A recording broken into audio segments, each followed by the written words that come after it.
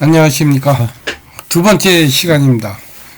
지난 시간에는 한국의 공간 개념에 대해서 우리가 살펴봤고요. 중요한 거는 그 택리지 내용, 그죠? 그거에 대해서 제가 여러분 보고 좀 준비 좀 해라고 했습니다. 한번 충실하게 조사하셔서 올려놓으시면은 좀 많이 느끼는 게 있을 것 같아요. 공간이라는 것이 우리 한국에서는 어떻게 생각했는지 그런 면에서 한번 좀 살펴보시면 좋을 것 같고요. 자, 이번 시간에는 환경에 따라서 이제 다 다양하게 나타나잖아요. 환경의 영향으로 공간의 형태가 어떻게 변하는지 그거에 대해서 한번 살펴보도록 하겠습니다.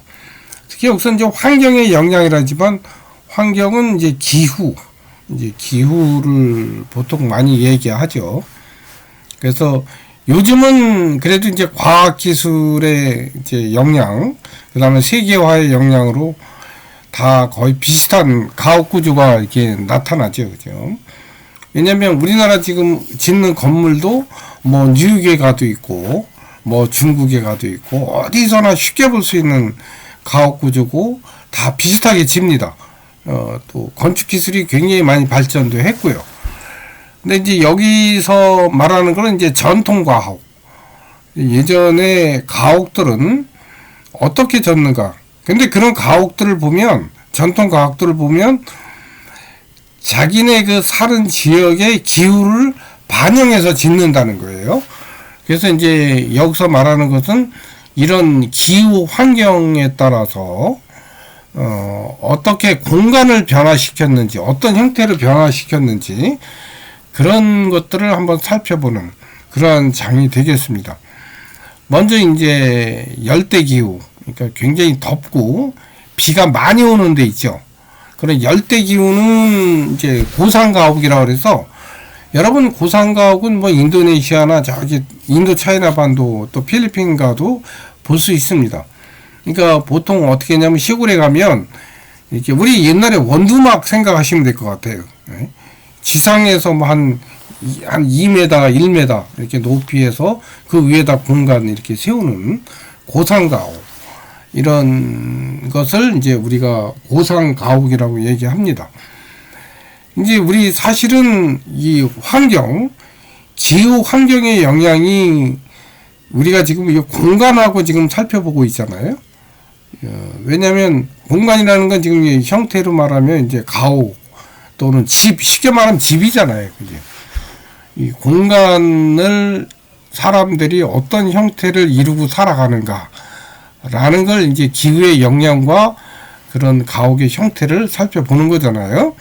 근데 사실은 또 이거를 기후 환경과 종교도 또 살펴볼 수 있어요. 예를 들어 볼까요? 예를 들면 이제 건조 기후, 그 다음에 이제 매우 덥고 이제 비는 거의 안 오는 이런 데는 이제 거의 사막 이런 형태잖아요. 근데 이런 사막의 문화에서는 주로 이제 유일신교가 많이 발전을 합니다.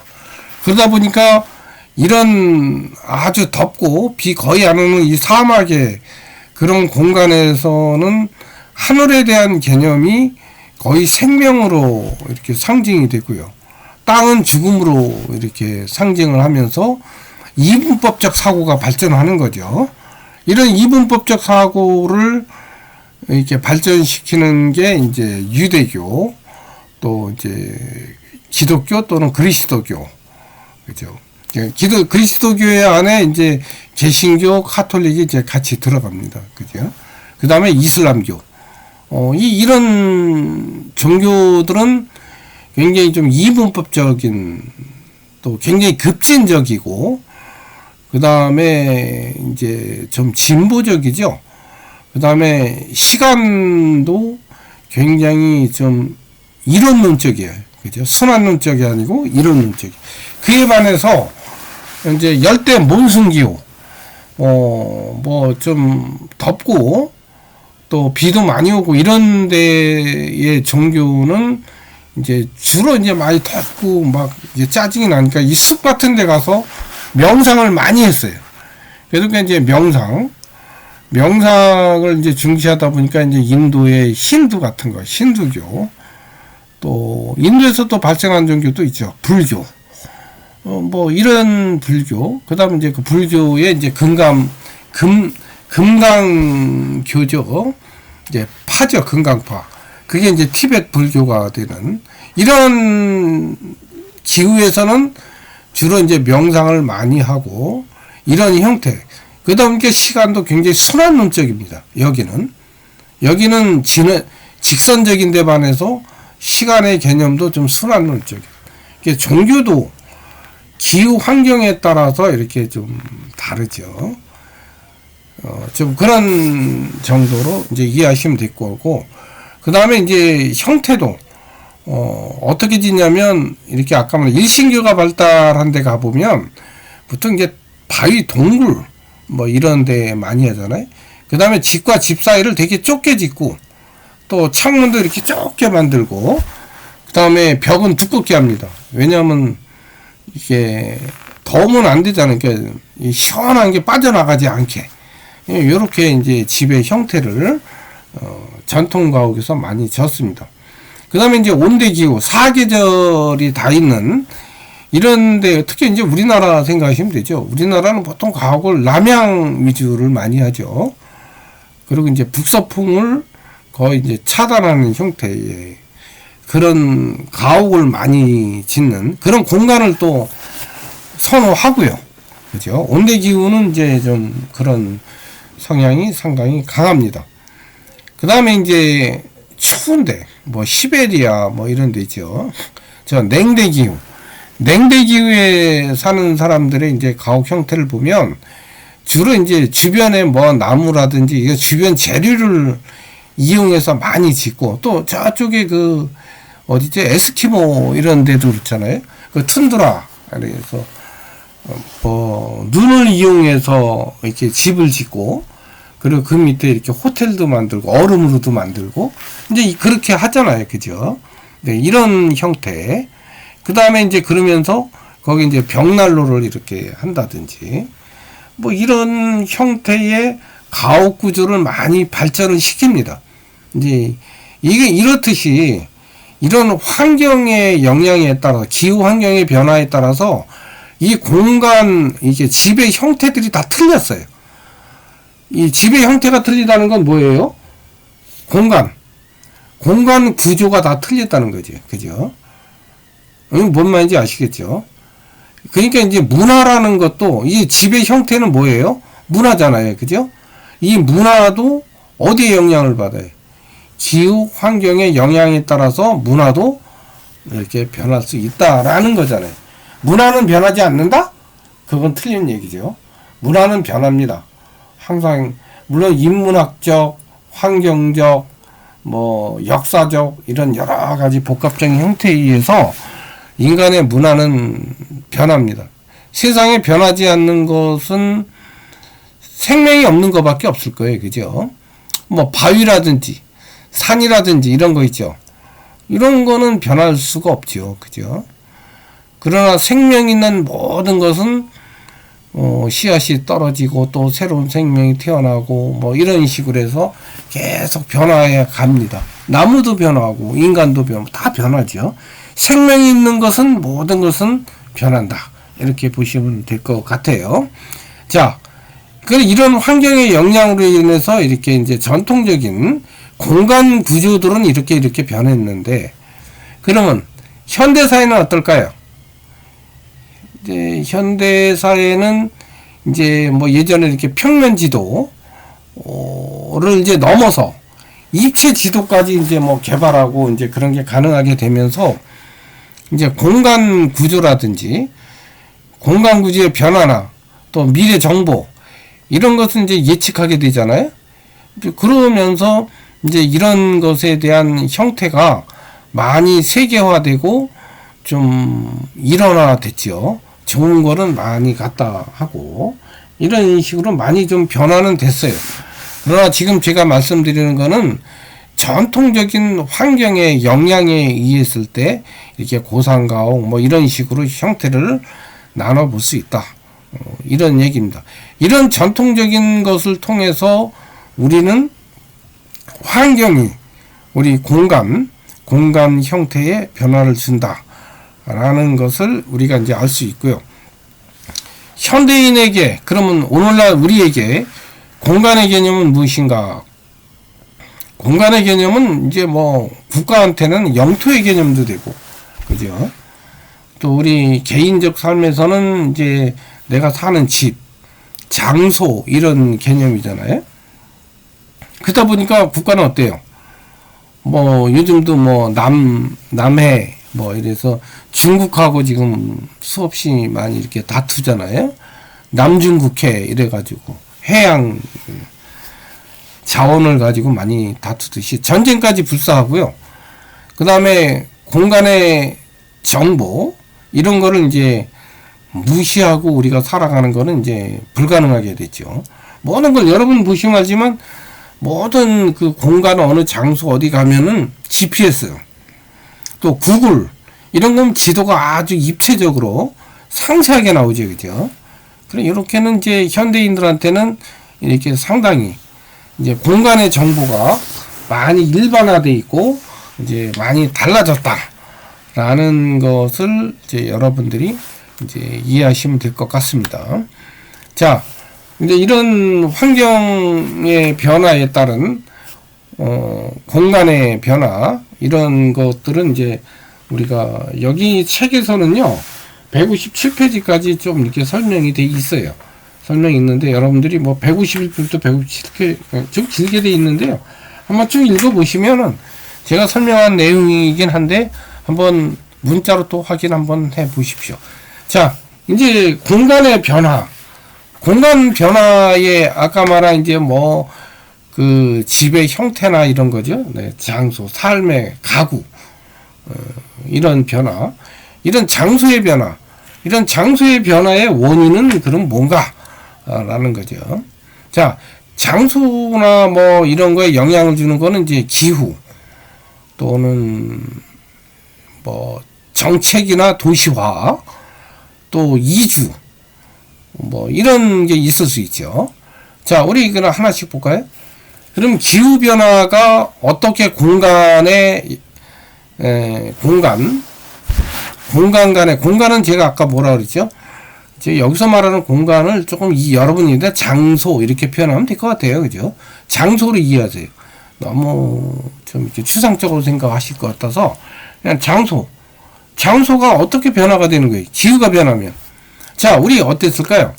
옛날에 제가 자랄 때만 해도 귤은 제주도에서만 났거든요. 지금도 제주도에서 많이 나잖아요, 그죠? 한라봉 이런 거. 근데 요즘은 어떨까요? 한라봉이 제주도에서만 나지 않죠. 지금 충북 충주에서도 지금 한라봉이 재배가 된다 그래요. 그 다음에 우리 보통 그러죠. 사과도 옛날엔 뭐 충주 사과 뭐 그 다음에 입장 포도 뭐 거북 있죠. 지금 그런 데가 원래 유명하고 기후가 또 거기에 맞았어요. 땅도 그렇고. 근데 요즘 어때요? 기후가 자꾸 변하면서 그런 것들이 점점 북으로 올라옵니다. 사과요? 사과도 강원도 양구 해안에서도 됩니다.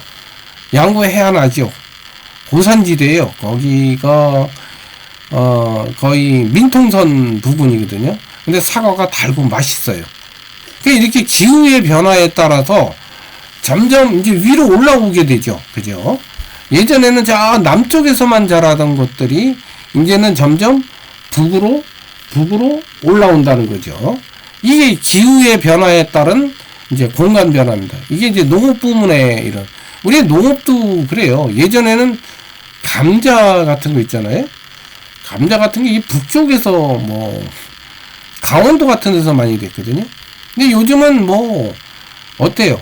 많이 이제 농업 기술도 발전하고 그래서 이제 요즘은 뭐 거의 어디서나 되잖아요, 그죠? 어떤 토지든 뭐 상관없이 이렇게 이제 뭐 또 기후가 우리나라 지금 남한 이쪽은 이제 뭐 거의 이제 온대화 되면서 많이 이제 예전에 많이 추웠는데 요즘은 많이 이제 온난화 됐죠, 온난화.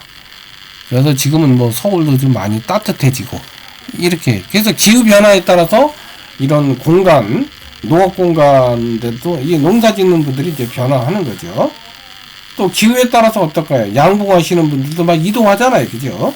그래서 이런 기후 변화에 따라서 공간을, 장소를, 이제 농사 짓는 분 장소 이동을 해가면서 이렇게 한다. 그래서 농업의 공간 변화. 이런 얘기입니다. 그 다음에 또 하나. 개발 정책을 한다든지 또는 도시화. 이렇게 하면 어떨까요? 공간이 확 변화하겠죠? 어떤 게 있을까요, 우리? 예를 들면은, 우리 개발 정책, 뭐, 남양주, 뭐, 신도시, 또 뭐가 있죠? 판교 신도시, 뭐, 이렇게 뭔가 신도시를 하잖아요? 그러니까 개발 정책. 그럼 갑자기 옛날에 남양주 같은 데는 어떤 데 있어요? 그냥 농업지구였거든요. 농사 짓고, 그냥 남양주 군 해가지고. 그런데 이제 그거를 다 밀고, 아파트 단지도 엄청나게 들어서다 보니까 인구도 증가하고요. 또 도로 개발하고, 이게 도로하고 인구가 증가하면 어때요? 도시화가 되겠죠? 상업지구가 늘어나고. 사람이 많으면 일단 뭐 이렇게 상업지구들이 많이 생기잖아요. 그러니까 상업지구가 많이 생긴다는 건 뭐예요? 도로도 많이 생기면 도시화 되는 거죠. 그죠? 그러면 어때요? 업무시설, 또 주택시설. 이런 것들을 통해서 이제 공간 변화가 일어나는 거죠. 예전에는 농업지구였다가 지금은 도시지역으로 변화하는 거. 그 다음에 지금 일산에 신도시 개발 한다고 그러잖아요. 그 3지구. 거기도 지금, 이렇게 약간 외곽에 있는 농업지구거든요. 근데 거기를 다 개발해서 이제 주택시설로 만들어서 신도시를 만든다. 그럼 어때요? 거기도 도시화가 되는 거죠. 이런 어떤 주택정책이나 도시화를 통해서 이 공간의 변화가 있네요. 또 하나는 이주정책이 있겠죠. 이제 예를 들면 이제 이주는 어떨까요? 우리나라 이제 뭐 어떻게 보면은 그 많은 외국인들이 이제 많이 우리나라 이제 뭐 결혼도 하고 또 노동 또 이주노동 이런 걸 통해서 많이 왔잖아요. 그죠? 그러면서 우리는 이제 현실은 외국인들하고 함께 살고 있는 다문화 사회죠. 근데 우리 어떤 게 있을까? 안산에 국경 없는 마을.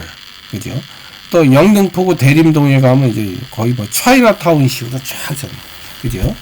또 인천도 차이나타운이 있지만 뭐 이렇게 지금 여기뿐만 아닌 겁니다. 저기 안성도 저기 그 공업지구 가면 거기도 굉장히 외국인들, 이주민들이죠. 이주 외국인들이 많이 삽니다.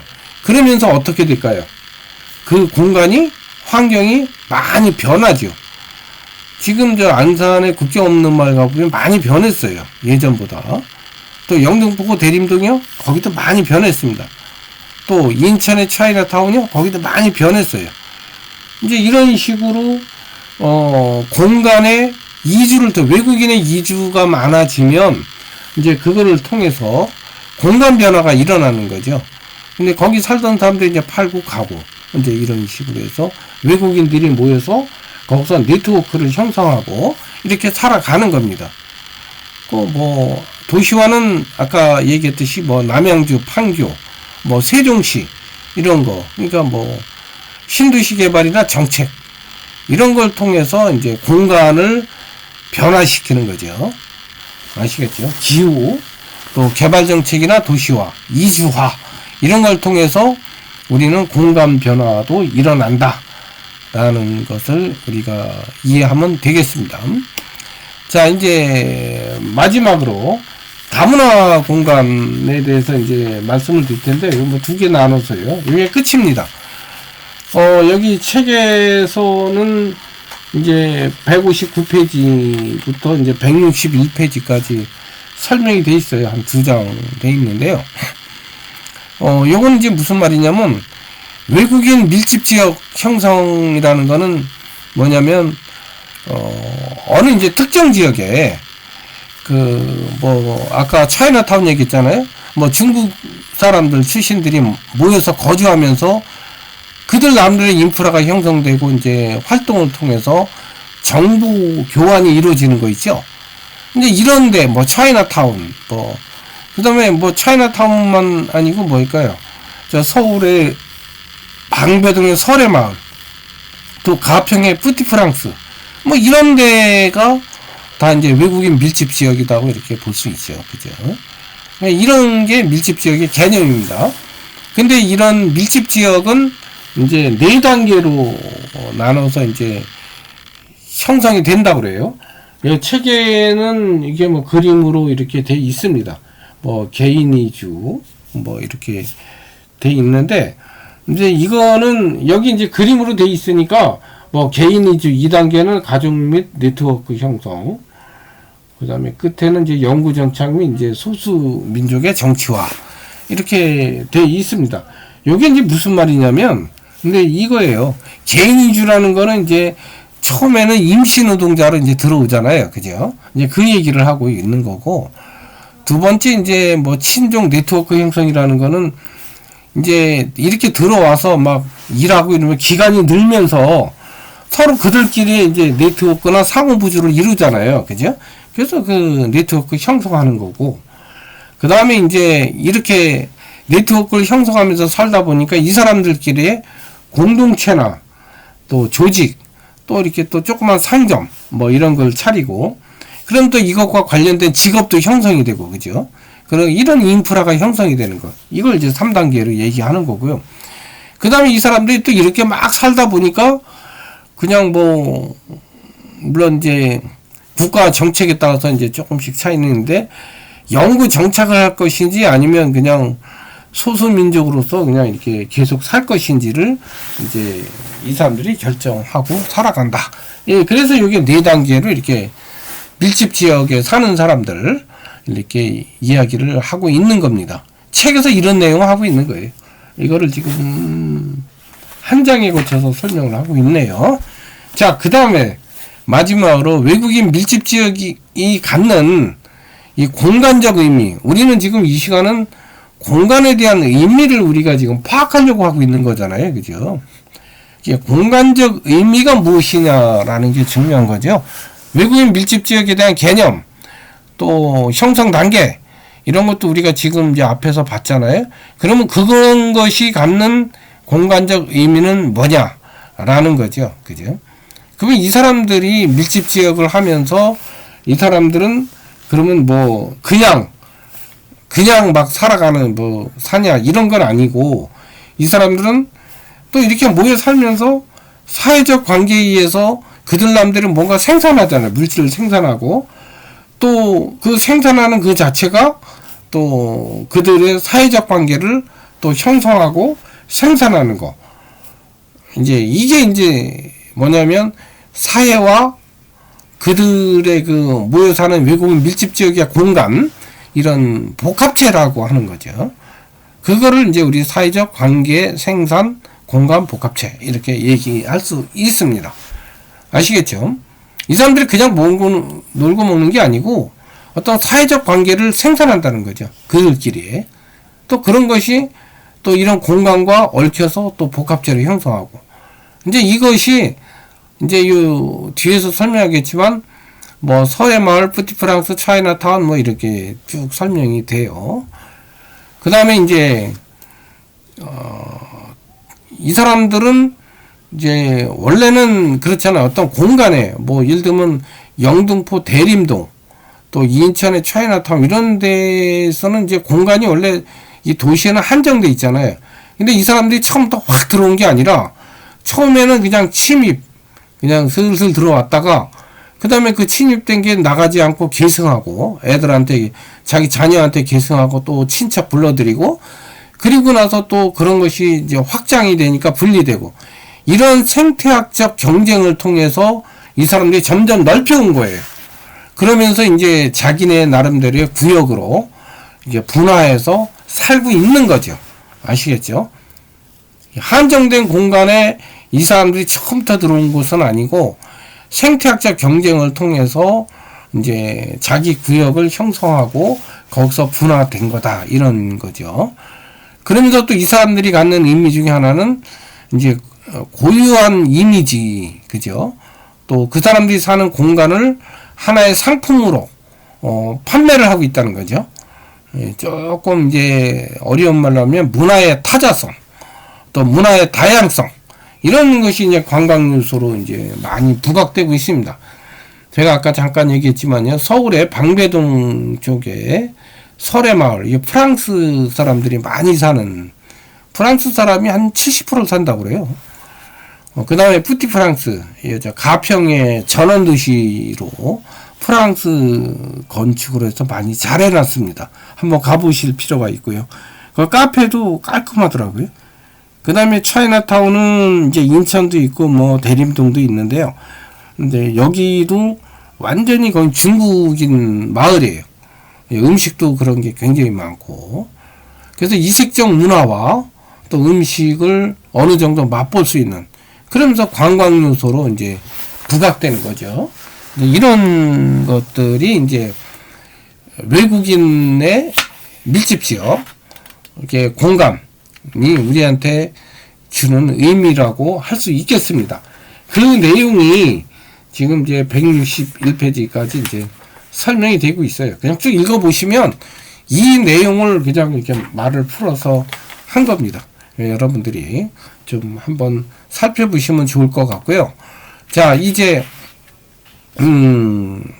공간 얘기를 하면서 제가 조금 먼저 이 얘기부터 할게요. 자, 아까 얘기했죠? 기후 환경에 따라 공간의 형태가 다르다고 그랬잖아요. 그죠? 그러니까 가옥의, 전통적 가옥의 형태가 다른 거예요. 공간의 형태가 다르다. 그렇다면 일본과 필리핀은 고온다습한 나라잖아요.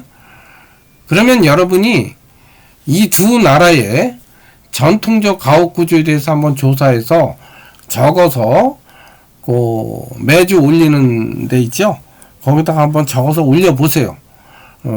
적어서 올려 보시면 한번 여러분이 뭐 인터넷 찾아도 뭐 이런 내용은 좀 많이 나올 것 같은데요. 그거에 대해서 한번 살펴보시고, 우리가 저기 뭐 태국이나 인도 차이나 반도 가서 이렇게 보면은 그 사람들 지금도 가옥 구조나 필리핀도 그렇고요. 좀 다르죠. 거기는 이제 겨울이 없다 보니까, 기후 환경이 다르다 보니까 우리나라하고는 좀 다릅니다. 이런 형태에 대해서 여러분들이 조사해서 거기다 올려놓으시면 지리 토론방에 올려놓으시면 될 것 같습니다. 그리고 제가 이제 드리려고 하는 말씀은, 자, 우리가 이제 공간에 대해서 지금 말씀을 드리고 있잖아요. 이 공간은 조금 철학적으로 제가 뭐 간단하게 여러분한테 좀 소개만 하고 마치도록 하겠습니다. 이 공간은 좀 철학적으로 표현을 하면은 이렇게 제가 여기 적지는 않았는데 제가 그냥 이야기로 할게요. 제가 알고 있는 것만 말씀을 드릴 거니까. 한번 이런 표현은 어떤지 한번 좀 곰곰이 한번 생각을 해 보세요. 나는 여기에 있으면서 나는 동시에 거기에 있고 거기에서 여기로 나는 돌아온다. 이런 표현에서 나는 여기에 있으면서 동시에 거기에 있고, 그러면 이제 나는 여기라는 거 여러분 생각할 때는 어떤 공간을 생각하잖아요. 그죠? 또 어떨까요? 동시에 거기에 있고, 거기에 있을 때 그 거기는 어딜까요? 거기도 저 장소, 나는 여기 있고 너는 거기에 있어. 그러니까 나는 여기 있고 너는 저 떨어진 저기에 있는 거야. 공간으로 생각하잖아요. 그죠? 근데 철학적으로 특히 하이데거는 실존주의 철학자거든요. 이제 그런 의미가 아닙니다. 이런 장소의 개념, 공간의 개념의 여기와 거기가 아니고, 이 여기는 내 장소일 수 있겠죠. 그죠? 나는 지금 여기에 있으면서 동시에 거기에 있고, 그거는 뭐냐면 저기에 있는 거기는, 저기라는 것은 왜 내가 여기에 있고 거기에 동시에 있다고 얘기를 하느냐면, 나라는 사람은 여기와 거기, 여기와 저기는 동일한 개념이라는 거잖아요. 그죠? 그러면 저기는 뭐고 여기는 뭔데요? 여기는 지금 내가 있는 나 주체고요. 저기는 내가 의식하고 있는 나에게 이해되어진 모든 것들을 거기라고 표현하는 거예요. 하나 잠깐 예를 들어 볼까요? 내가 어릴 때 어머니하고 좋은 관계를 맺었다. 또 옛날 어릴 때 또 아버지하고의 관계가 안 좋았다. 뭐 예를 들어서 이제 이러면은 이제 그걸 거기라고 표현하는 거예요. 내 의식 속에 있는 것 또는 내가 이해되어진 모든 것, 이런 것들이 이제 거기라고 얘기하는 거죠. 그럼 그 거기에는 뭐만 있을까요? 나한테 이해되어진 모든 것, 추억도 있을 거고요. 사람에 대한 추억이죠. 또 그것만 있나요? 뭐 또 도구도 있을 거고, 또 자연에 대한 추억도 있을 거고, 그죠? 이런 모든 세계 내 존재, 이런 것이 거기라는 거예요. 자, 여러분, 제가 왜 얘기하냐면, 철학적인 공간 개념과 우리가 지금 사회 문화적으로 보는 공간 개념은 다르다는 거예요. 그죠? 조금 한 단계 더 형이사학적으로 들어가면, 여기는 장소의 공간 개념이 맞겠죠.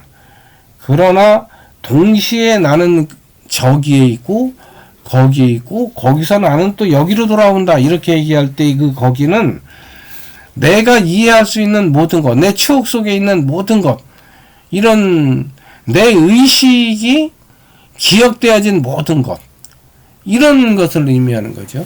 그러니까 내 의식 속의 세계, 의식 속에 있는 모든 것은 그냥 동일한 공간의 개념으로 보는 거죠.